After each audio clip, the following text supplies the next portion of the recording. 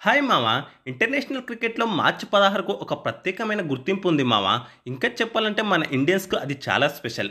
సరిగ్గా 13 ఏళ్ల క్రితం అంటే 2012 మార్చి 16న మన క్రికెట్ దేవుడు సచిన్ టెండూల్కర్ ఓ ప్రపంచ రికార్డు నెలకొల్పాడు.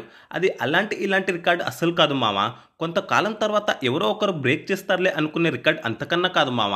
13 ఏళ్ల క్రితం సరిగ్గా ఇదే రోజున ఆసియా కప్లో భాగంగా బంగ్లాదేశ్తో జరిగిన వన్డే మ్యాచ్లో మన సచిన్ టెండూల్కర్ సెంచరీ కొట్టాడు. ఈ సెంచరీతో అంతర్జాతీయ క్రికెట్లో సచిన్ టెండూల్కర్ 100 సెంచరీలను పూర్తి చేసుకున్నాడు.